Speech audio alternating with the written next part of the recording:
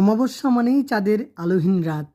আর অমাবস্যার দিন আত্মশুদ্ধি, পূজা অর্চনা, প্রার্থনা, স্নান দান এবং পূর্বপুরুষদের স্মরণ করার বিশেষ দিন।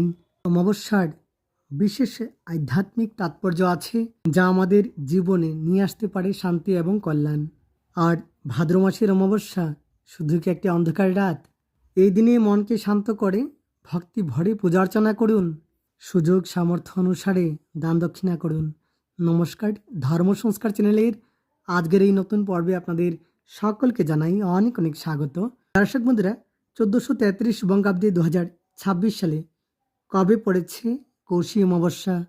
অমাবস্যা তিথির পূর্ণাঙ্গ সময়সূচি সহ জানবো এই দিনের দিন পঞ্জিকা পঞ্চাঙ্গ। চেষ্টা করবেন ভিডিওটি শেষ পর্যন্ত দেখার।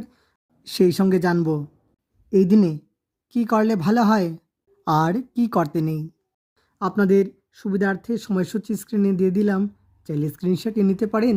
ভালো লাগলে হাইপ করতে ভুলবেন না। সেই সঙ্গে প্রশ্ন থাকলে অবশ্যই কমেন্ট করবেন, চেষ্টা করব কমেন্টের উত্তর অতি সত্বর দিয়ে দিতে। বাংলা পঞ্জিকা অনুসারে আসছে 24শে ভাদ্র, 11ই সেপ্টেম্বর শুক্রবার অমাবস্যা, ভাদ্র মাসের কৃষ্ণপক্ষের অমাবস্যা তিথি। যে অমাবস্যা কৌশী অমাবস্যা এবং আলোক অমাবস্যা নামে পরিচিত।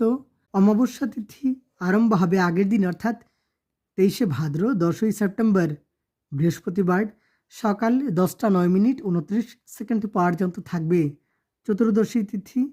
তারপরই আরম্ভ হয়ে যাবে অমাবস্যা তিথি, এবং অমাবস্যা তিথি থাকবে পরদিন, অর্থাৎ 24শে ভাদ্র 11ই সেপ্টেম্বর শুক্রবার সকাল 8:48:43 পর্যন্ত থাকবে অমাবস্যা তিথি। এবং সেদিনই অমাবস্যার উপবাস সকাল 8:48:43 মধ্যে কৌশী অমাবস্যা এবং আলোক অমাবস্যা ব্রতম ঐসায়াম মাবৈসায়াম তিথৌ দর্ভ সংগ্রহে হরিসঞ্জন্য দোষ নাস্তি। এবং এই দিনে অমৃত যোগ থাকবে সকাল 7:03 পর্যন্ত, আবার সকালে 7:52 থেকে সকালে 10:10 পর্যন্ত। যদিও অমাবস্যা তিথি থাকবে সকাল 8:48:43 পর্যন্ত। এবং এই দিনে পূর্ব ফল্গুনী নক্ষত্র থাকবে দুপুর 2:20 পর্যন্ত। সাধ্যযোগ থাকবে রাত্রি 7:07 পর্যন্ত এবং নাকরান থাকবে সকাল 8:48 পর্যন্ত।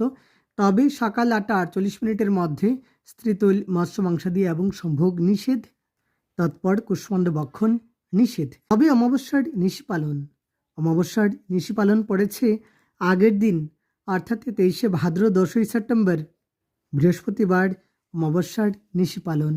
এবং অমাবস্যার নিশি পালন যেদিন হয় সেদিনই বিশেষ পূজা অর্চনা করা হয়। তাই এবার জানবো এই দিনের দিন পঞ্জিকা পঞ্চাঙ্গ, অমৃত যুগের সময়ক্ষণ।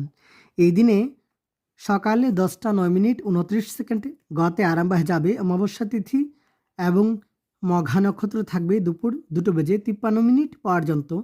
এবং দুপুর 2:53 গতে পূর্ব ফল্গুনী নক্ষত্র এবং সিদ্ধযোগ থাকবে রাত্রি 9:09 পর্যন্ত। এবং চতুষ্পাদকরণ থাকবে রাত্রি 9:28 পর্যন্ত। মাহেন্দ্র যোগ থাকবে সকালে 10:19 থেকে দুপুর 12:40 পর্যন্ত। অমৃত যোগ থাকবে মধ্যরাত্রি 12:40 থেকে রাত্রি 3:04 পর্যন্ত।